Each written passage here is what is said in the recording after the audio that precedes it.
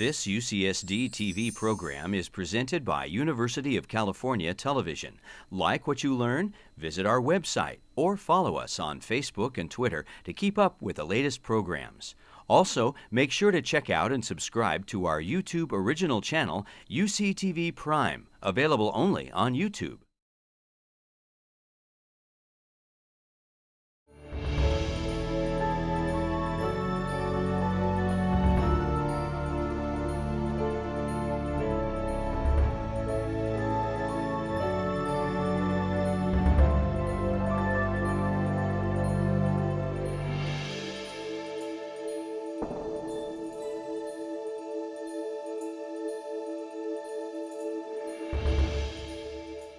Good evening and welcome to the Birch Aquarium at Scripps Institution of Oceanography at UC San Diego. My name is Nigella Hilgarth and I'm the Executive Director here at the Birch Aquarium. And it's my pleasure to welcome you to the latest in the Jeffrey B. Graham series, the Perspectives on Ocean Science Speaker Series. And it's my great pleasure this evening to introduce tonight's speaker, who's Dr. Amy Lang. Amy did her undergraduate degree at Auburn University in Alabama on marine biology, and then she came to San Diego and hasn't left. She went to San Diego State for her master's degree in animal behavior. In fact, it was interdisciplinary between psychology and animal behavior, and she focused on dolphins. So you might say, what could be cooler than that? Well, I think what she then did for her dissertation was extraordinarily cool. She came to Scripps Institution of Oceanography, and she did her dissertation on whales. In fact, it was the population genetics of gray whales in the North Pacific. And Amy is now next door to us at Southwest Fisheries, where she is also working on whales. I'm so jealous. And her current projects include using genetics to evaluate stock structure and recruitment in eastern gray whales, and assessing the global taxonomy of blue whales utilizing microgenetic and nuclear sequence data. So very exciting research, and I can't wait to hear what Amy's going to talk to us tonight on gray whales in the North Pacific, insight into behavior using genetics. So please join me in welcoming Amy.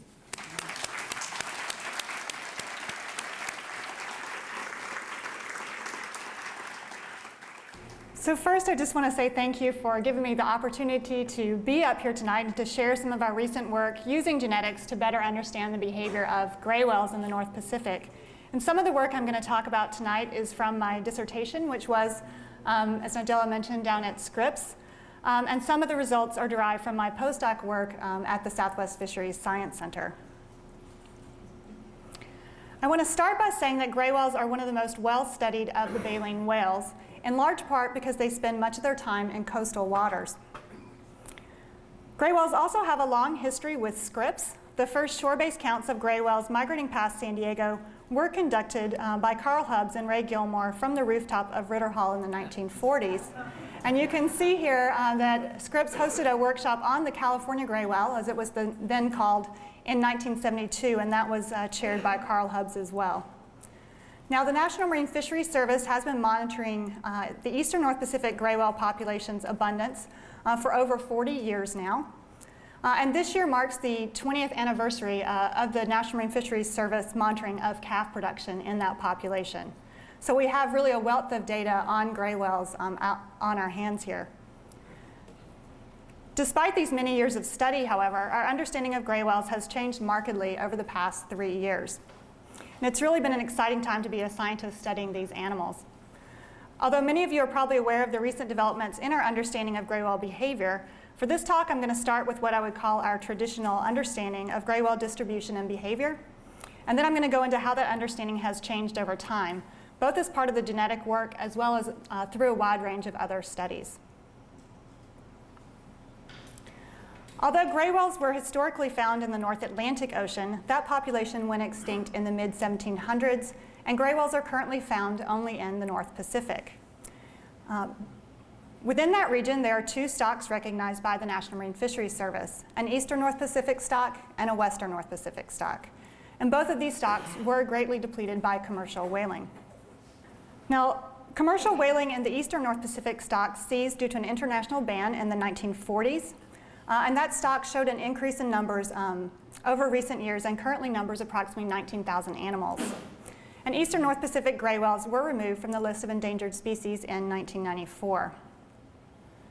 Now, the majority of those 19,000 eastern North Pacific gray whales feed up in the Bering, Beaufort, and Chukchi seas during summer and fall, and then migrate down the coast of North America to overwinter in the lagoons and coastal waters of Baja, Mexico. However, a small number of gray whales do feed in more southern waters located between northern California and southeastern Alaska. And I'm going to refer to this area as the southern feeding ground for gray whales, as opposed to the northern feeding ground up north of the Aleutians. Now, although early work with photo identification had shown that at least some individual whales returned to this southern feeding ground year after year, interest in this group of animals really didn't heighten until the mid-1990s. And that increased interest was due to the fact that, following the delisting of the eastern North Pacific stock of gray whales, the Makah tribe of northwest Washington expressed an interest in resuming their subsistence harvest of gray whales. The Makah usual and accustomed hunting grounds are located within this southern feeding ground, and the proposed hunt by the Makah includes restrictions to limit the chance of taking a whale showing fidelity to this southern feeding ground. However, it is impossible to ensure that none of these whales would be taken, and this has highlighted the need to evaluate the potential impact of that proposed hunt. And photo identification and genetic studies of these southern feeding ground whales were initiated in the mid to late 1990s in response to this need. Now, from these photo identification studies, we know that whales using this southern feeding ground are made up of two groups. The first group includes individuals which are sighted only during one feeding season, and they're thought to be stragglers from the migration. So these are whales that are sighted maybe once, maybe a couple of times on the southern feeding ground, and we think they're just whales stopping in for a bite to eat on their way further north. The second group includes individuals which show intra and interseasonal sight fidelity to the feeding ground. So these are whales that are sighted multiple times within a feeding season, and they return for multiple feeding seasons. Now, we've come to call this group of whales the Pacific Coast Feeding Group, or PCFG, and this group is comprised of about 200 individuals. And that includes some animals which were first identified on this feeding ground as calves, and then returned in later years as juveniles or adults. Now, genetic studies conducted in the mid to late 1990s did not support the Pacific Coast Feeding Group being a separate stock. And the PCFG is currently considered part of that larger group of eastern North Pacific gray whales that feeds further north. Now, the situation in the western North Pacific is quite different. Commercial whaling for western North Pacific gray whales continued through at least 1966, and that's because some of the countries that border the range of the western gray whale didn't sign on to that international ban until much later. And little was known about the current status of western North Pacific gray whales until 1995. In 1995, a joint Russia-US research program was initiated to study those western North Pacific gray whales off of Sakhalin Island, Russia, which is located here. And this is considered the primary feeding ground for that group of gray whales. Now, based on these photo identification studies, which started in 1995 but have continued to the present time, we know that the number of gray whales using that feeding ground is small. It's currently estimated to be about 130 animals. We know that individuals show high levels of seasonal sight fidelity and annual return to that area. So there are many whales in that area that we see year after year after year. And that includes some animals, again, that were first identified as calves, so they were brought to that area by their mothers, and then they returned in subsequent years as juveniles or adults. We also know that there are a few new animals identified each year, and that suggests that we've identified most of the animals in that population, and that there is a low number of known reproductive females, a slow rate of population increase, and low calf survival. And in combination with the small population size, these last three factors were important in getting western North Pacific gray whales listed as critically endangered by the IUCN in 2000.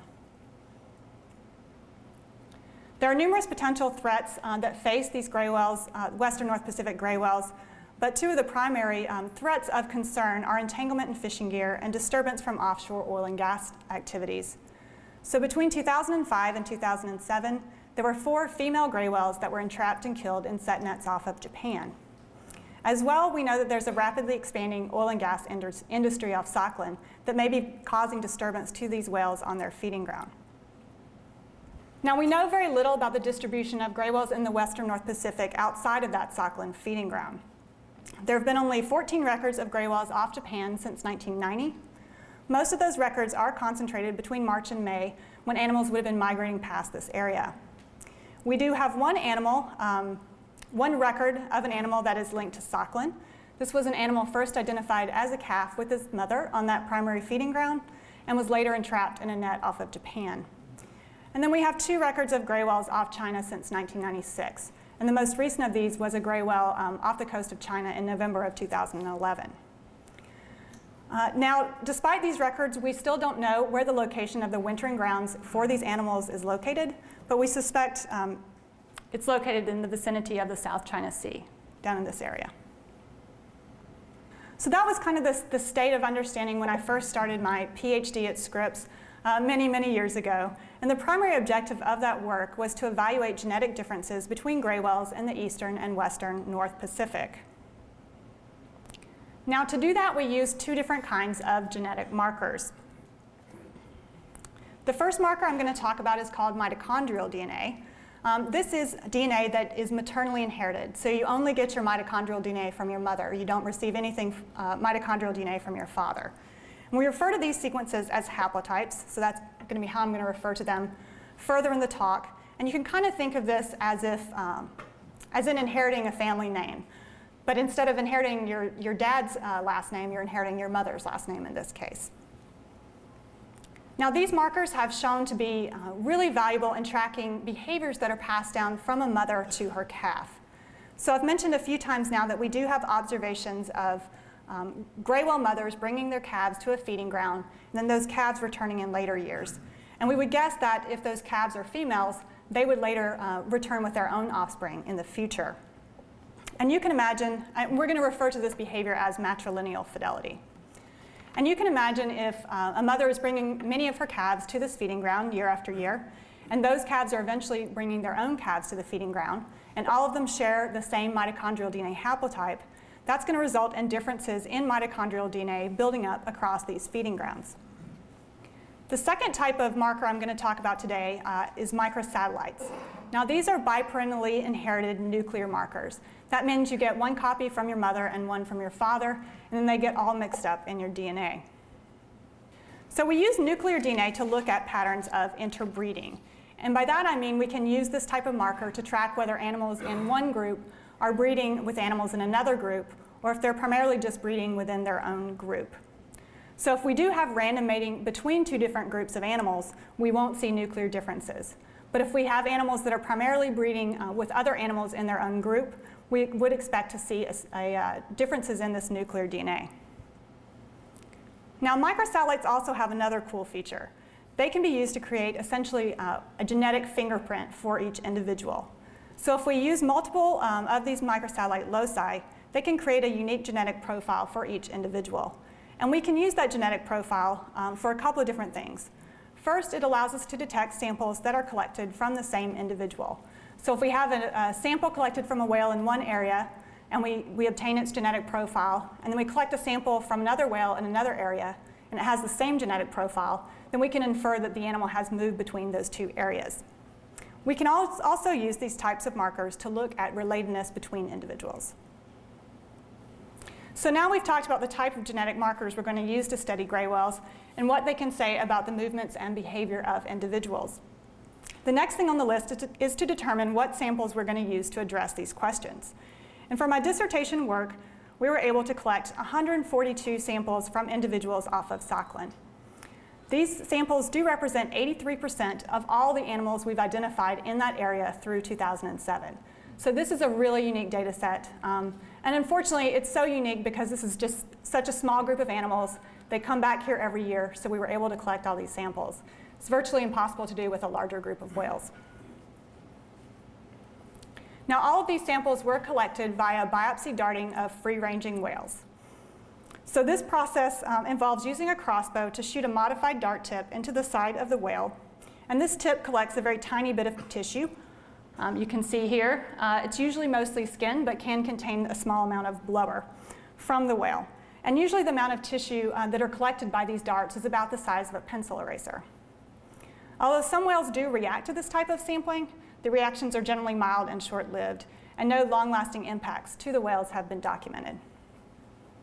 We were also able to collect samples from 136 individuals to represent the eastern North Pacific gray whales. The majority of these samples were obtained from gray whales that stranded along the migratory route.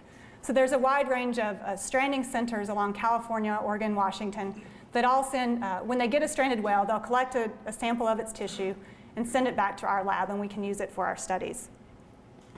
Some of the samples from the eastern North Pacific were from biopsied animals, and some were collected from animals that were taken in the Russian Aboriginal harvest.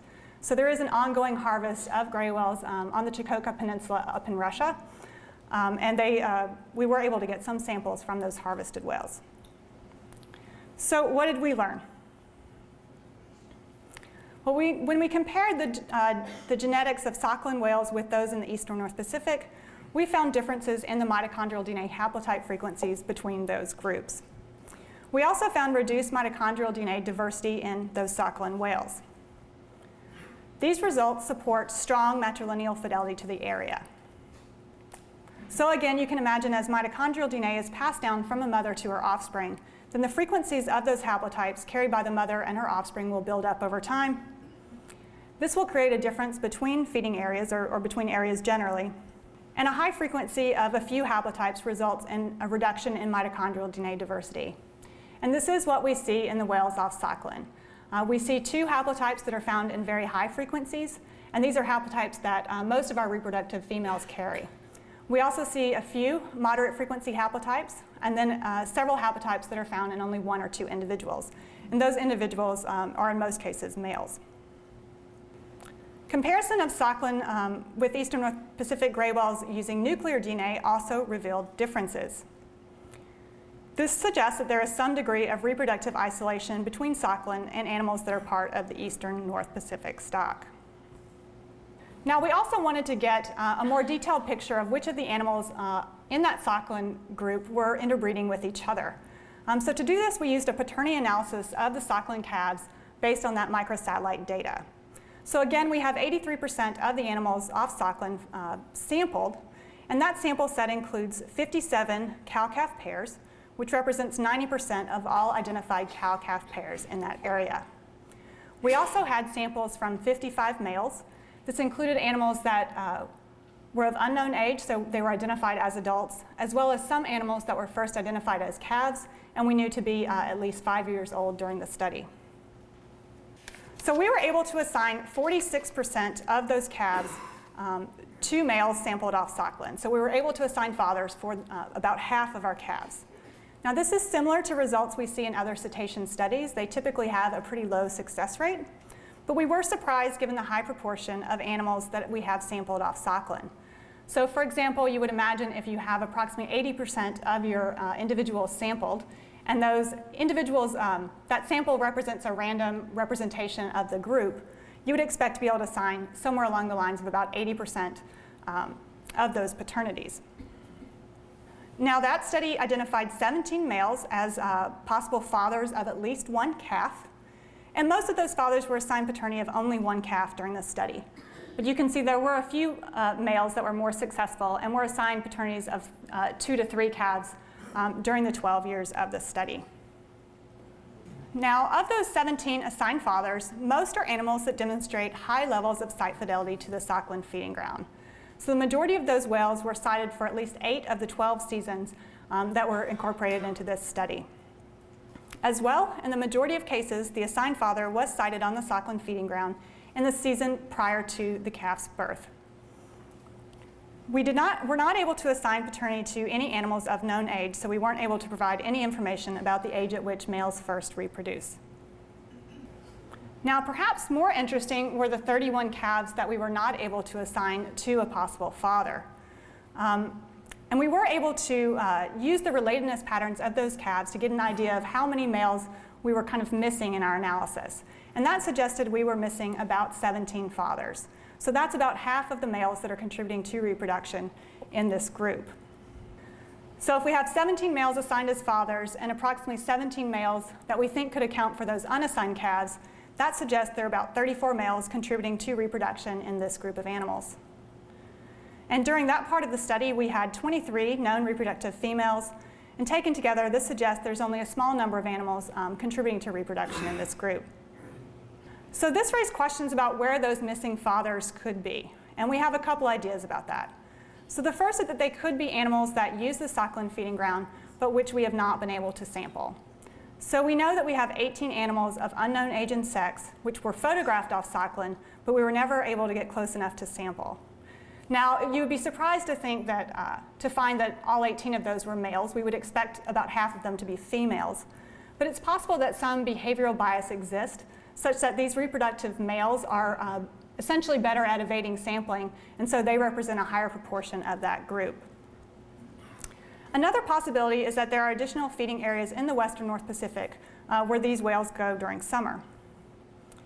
Now, recently we've realized that some of the whales that feed off Sakhalin also feed off of southeastern Kamchatka, located here. However, not all the whales that feed off southeastern Kamchatka are known from Sakhalin. So it's possible some of those whales feeding in that area are our missing fathers. The final possibility is that those missing fathers are part of the eastern North Pacific stock. So this would suggest that there could be some level of interbreeding within the western and eastern North Pacific. Now, we did run the paternity analysis with the eastern males included, and we were not able to identify any additional paternities. But given that we have such a very small percentage of those 19,000 animals sampled, this result is not very meaningful. It does suggest, however, that given the small size of the western population, it seems unlikely that a significant amount of gene flow with eastern whales could occur without eroding that genetic signal of nuclear differences that we saw in our microsatellite data. Now, as part of the analyses from our PhD, we also found something that we weren't really looking for. So it's pretty standard in genetic analyses to compare the genetic profiles of all your sampled individuals to detect any duplicate samples. So to find any samples that might have been collected from the same animal and remove one of those because you don't want to bias your analyses. And when we ran that analysis, we identified 2 animals that were biopsied in the Santa Barbara Channel in spring that were genetically identical to 2 animals biopsied off Sakhalin during the summer. Now, this was really exciting information, but I have to admit we really couldn't quite wrap our heads around it. In the end, I included this information as a chapter in my dissertation, along with some discussion of whether this could be a random event, like a lab mix-up or 2 animals matching by chance, or if it could imply that there's some dispersal of animals from Sakhalin to the eastern North Pacific. That discussion assumed that any such dispersal events must be very rare, given all we knew about the Sakhalin animals, as well as the large distance any animal would have to travel to make that type of journey. I completed my dissertation in June of 2010. On October 4th of 2010, Bruce Mate and his colleagues tagged Flex, a 13-year-old male gray whale off the coast of Stockland Island. And Flex was well known to those of us who studied off Stockland, and we had actually identified him as a calf many years earlier. Now, everyone, I think, was surprised when they saw Flex not go south toward the South China Sea as we were anticipating, but instead take quite a journey across the Bering Sea and traveling all the way to the Pacific Northwest before his tag stopped transmitting. And in fact, Bruce was able to successfully tag 2 additional gray whales off Sakhalin in the 2011 season, and both of those animals also headed east across the North Pacific. So as a result of those findings and those tagged animals, a large-scale Pacific-wide comparison of gray whales photographed in both the eastern and the western North Pacific was initiated in collaboration with scientists from Russia, from Mexico, and from the US. So in addition to the results from the tagging and the genetic analyses, and I've marked those genetic matches here, we also identified 6 whales that were photographed off the coast of Vancouver Island and had also been photographed off Sakhalin. Interestingly, one of those whales happened to be Flex. And we photographed 14 whales were photographed down in the lagoons off of Mexico that were also matched to the Sakhalin feeding ground. So taken together, that suggests at least 22 of those approximately 130 whales that feed off Sakhalin have moved into the eastern North Pacific at least once during their lifetime. So in combination, these results suggest that, or show that, some gray whales that feed off Sakhalin do overwinter in the eastern North Pacific. And this was truly quite a surprise for those of us studying gray whales for a long time. So the converse of that is that not all the animals which feed off Sakhalin remain in the western North Pacific year-round. But if you remember in my earlier introduction, we do know that some whales remain in the western North Pacific during winter and spring. We have those 13 records of gray whales off Japan since 1990, including one known match to Stockland, and 2 gray whales recorded off China since 1996. So when you really think about it, these results raise concern that the number of gray whales remaining in the western North Pacific year-round may be smaller than we had previously estimated. So essentially all this time we've been assuming that there were 130 western North Pacific gray whales, and we were pretty concerned about the fact that there were only 130. But these results suggest that actually the number of what you might call true western gray whales that stay in the western North Pacific year-round could be quite a bit smaller. Now this movement data also highlighted the need to re-examine or re-evaluate the results of our genetic comparisons. So if you remember, the comparison of nuclear DNA indicated that some degree of reproductive isolation occurs between the western and eastern North Pacific. And the results of our paternity analysis supported interbreeding of some of the animals off of Sakhalin. However, we did have those approximately 50% of fathers that were essentially missing from our Sakhalin sample set. So this raises the question of where gray whales breed. And in fact, we don't have a lot of information on that. The information we do have comes from whales that were taken by scientific permit off the coast of Central California in the 50s and 60s. And analysis of data from those whales by Rice and Woolman suggested that the first round of breeding in gray whales occurs in late November to early December. And they hypothesized that for those whales that don't successfully breed during that time period, a second round of breeding may occur later when the whales are closer to the lagoons. So that gave us kind of a time frame to think about, but where are the whales during that first breeding period? Well, we know something about the migration of gray whales in the eastern North Pacific based on counts of whales at different points along the migratory route. And that information suggests that the median passage date through Unimak Pass is about the 12th of December.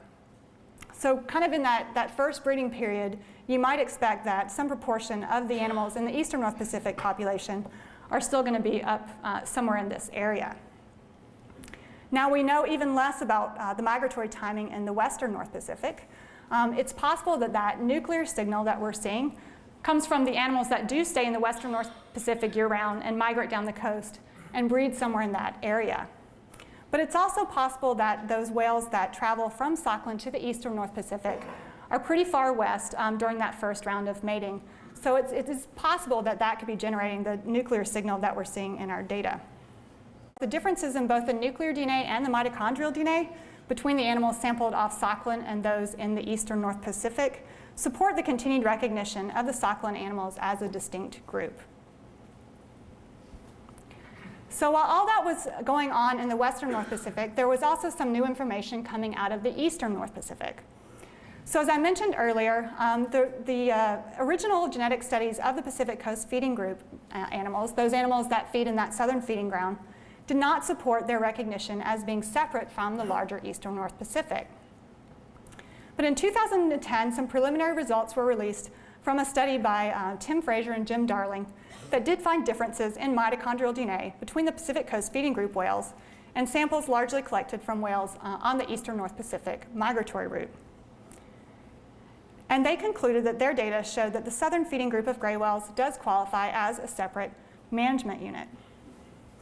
Now this study raised a red flag that we needed to do some more genetic work to look at this Pacific Coast feeding group of gray whales. Now to do that we needed more genetic samples. In particular, we wanted to be able to compare animals on that southern feeding ground representing the PCFG with animals sampled on the other primary feeding ground for eastern North Pacific gray whales located north of the Aleutians. And this is an area where it's actually quite difficult to get samples. So the majority of our samples did come from gray whales that were taken in that harvest off Chukotka, the Russian Aboriginal harvest. But there were a handful of samples that collected from biopsied animals off of Barrow, as well as along the Koryak coast here. Now, we were also able to obtain samples from 71 PCFG individuals. All of these samples were collected in tandem with a photograph, and that photograph allowed us to basically tie in that sample to the sighting history of a whale. So this allowed us to restrict our sample set to only those animals identified in 2 or more years on that southern feeding ground. And we needed to do this to eliminate the chance of including one of those whales that's just kind of moving through the area and grabbing a snack before it heads further north. So the primary question we were interested in here is whether animals move between these feeding areas in the eastern North Pacific, or whether most animals are learning to feed from their mothers and exhibiting that pattern of matrilineal fidelity. Now, as I mentioned, the photoidentification studies have shown that matrilineal fidelity does occur on that southern feeding ground. But there are some limitations to using photoidentification data to document that pattern.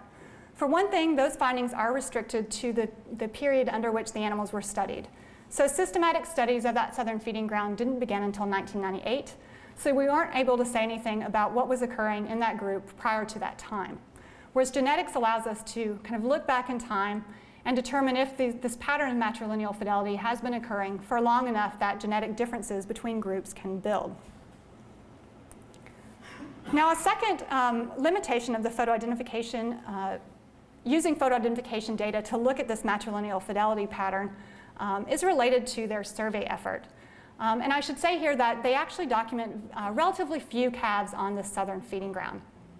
And that may be a real finding. It may be that very few mothers bring their calves to this area. But it also could be an artifact of the survey effort. So just due to poor weather conditions earlier in the season, most of the survey effort in that area occurs during late summer and fall. And you can imagine during that time period, many calves may have already separated from their mothers. And a calf that's 7, 8 months old, separated from its mother, is actually pretty hard to distinguish from a juvenile or a young adult. So it's possible that there were more calves there and a greater signal of this matrilineal fidelity, but that it was missed because the survey effort is mostly conducted in late summer and fall.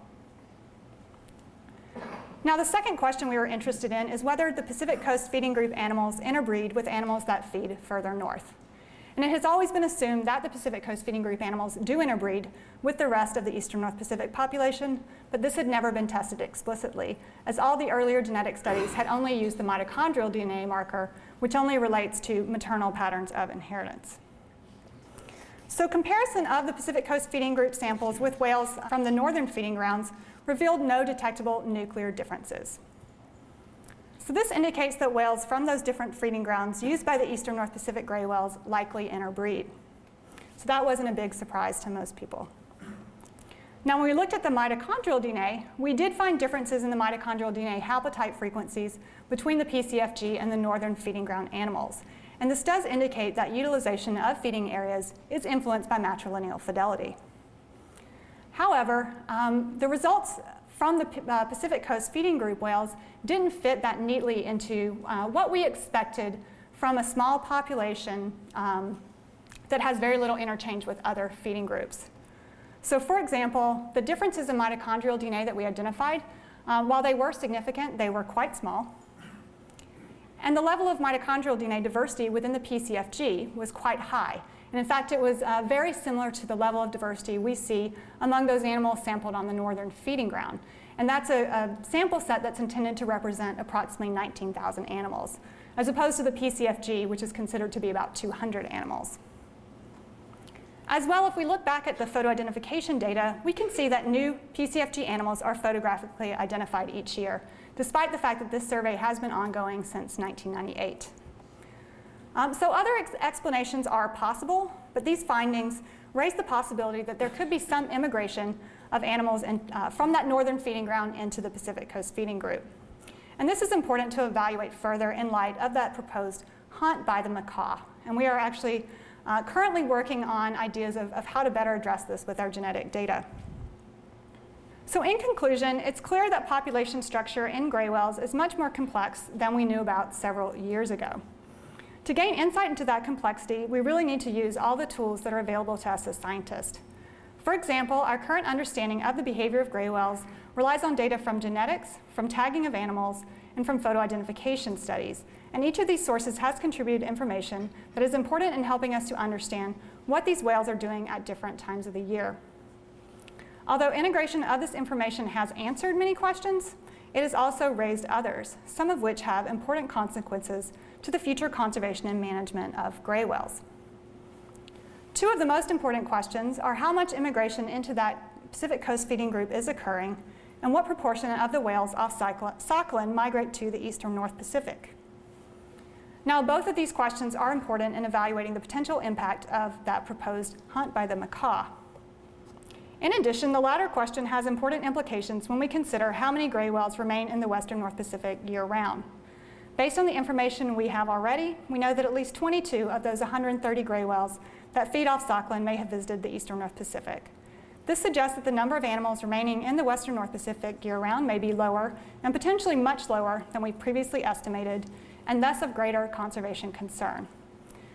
And this really highlights the need to learn more about gray whales in other parts of the western North Pacific, such as off of Japan or China. And with that, I'd just like to thank all the many, many people who contributed to this work. It takes a lot of effort to collect samples for this type of project. And there are a lot of, as well as the photo identification data to go along with it. So I want to just acknowledge those co-authors here. And I'm happy to take any questions.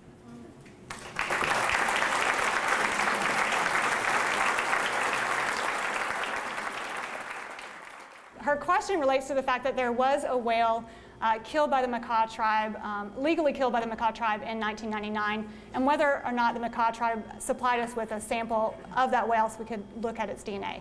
And the answer is yes. The macaw tribe did collect a sample from that whale, and they did send it to our lab, and it did not turn out to be a Pacific Coast feeding group whale. And I should mention here that actually a lot of the samples in the project were collected by the macaw tribal biologist, who has been working with us to collect these samples to sort of inform their hunt, which has been an interesting experience. The question is whether, in looking at the genetics of the gray whales off of Sakhalin, do we see any signature of recovery in those animals? And actually, the genetic diversity found, the nuclear genetic diversity found in the animals off Sakhalin is fairly high. It's similar to what we see in the other groups of animals.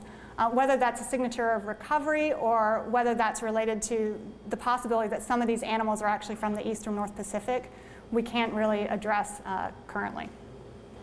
So the question related to how many whales were left at the end of commercial whaling when it stopped around the 1940s and how it relates to the current population size. And there's actually a fair bit of debate about how low the population was depleted. Some reports indicate it got down to a couple of thousand animals. Other reports suggest it was more like 7,000, 8,000, maybe 10,000 animals. So we don't really have a good feel for that. And that kind of has made it difficult in times to understand exactly how the recovery happened or more about the recovery. So the question is how long gray whales live and what the reproductive span is for females. And but gray whales do live for quite a long time, which means we actually don't have as good of data on that because it's about as long as a scientist's career span, essentially. But we think it's on the order of like 45 to 50 years, but there have been some reports of whales that might have been as old as 70 or 80. Female gray whales are first reproduced around the age of 7. So I guess if they live to be, they first reproduce at the age of 7, and they can reproduce a calf every 2 years. So that's, assuming that they reproduce through the end of their life. What is that, about 20 calves per female? So we can identify them based on fluke pictures like this, as well as pictures of their sides and flanks. But we use basically the same kind of markers. So you can see there's all these patterns of gray and white pigment along the fluke tips. And those pigment patterns are unique to each whale. And they do stay with the whale throughout its lifespan. Now the gray whales will also get basically barnacle scars, like these more circular scars here. And those are also long-term scars, although we're not sure if they last the entire lifespan or not. But that's how we identify individual whales in the field. So the question is, if I'm interpreting right, is do we know the sex of those animals that are moving between Sakhalin and the eastern North Pacific? And the answer is we have sex information for almost all of them, and it looks to be about even in terms of about half of them are females and about half are males. We actually, I guess, don't really know if there's a possibility that if the animals were originally from the western North Pacific and are now traveling to the eastern North Pacific, or if they originated in the eastern North Pacific and have just now started going west. I would say from the genetics, it's more likely that the animals feeding off Sakhalin are animals that originated in the eastern North Pacific, travel to Stockland, and then return to overwinter each year. The question is whether I actually get to go out on boats, and I'm really glad to say the answer is yes. I was able to spend 6 field seasons, 6 summers essentially, over on Stockland at our field camp there as part of my PhD. It was a really wonderful and amazing experience and unparalleled. I wish I could go back. So the question is if there's any DNA that we've been able to obtain from gray whales in the North Atlantic, so basically from bones of animals that were recovered in that area.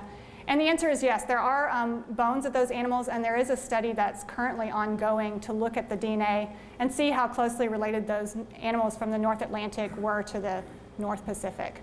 But it's not complete yet. So the question is why the group dynamics are important in terms of evaluating the impact of the hunt, and that's a really good question. So basically you can imagine if that Pacific coast feeding group of gray whales, if all the whales learn to go to that area from their mothers, and it's a small group of animals, and we start taking some of those females, so some of those females are accidentally killed in the hunt. So then basically they can no longer bring calves to the area, and it's going to really limit the growth potential of that group. And so eventually the number of animals using that area would decline.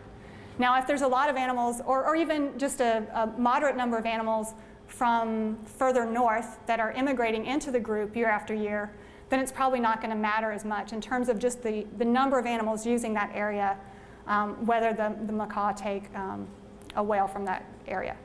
Does that make sense?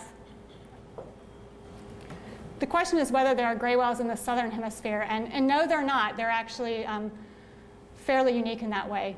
They're limited to the northern hemisphere. The question is whether the animals that migrate down to the lagoons do that consistently year after year. And that is what we think happens, although we do know that at least a small number of whales occasionally remain up in that northern feeding ground over winter, and we have some evidence that whales in that some individuals in that southern feeding group have remained in that area throughout the winter. But in general, we think that they tend to come down most years. The question is whether we have collected tissue samples from the lagoons down in Baja. And I have not personally, but there are samples being collected in that area, and they have been used in some genetic studies in the past. Well, I'd like to thank you, Amy, for a wonderful talk, and I'm sure she'd be glad to stay here and answer a few extra questions for those of you who may not have gotten yours in, and thank you all for coming.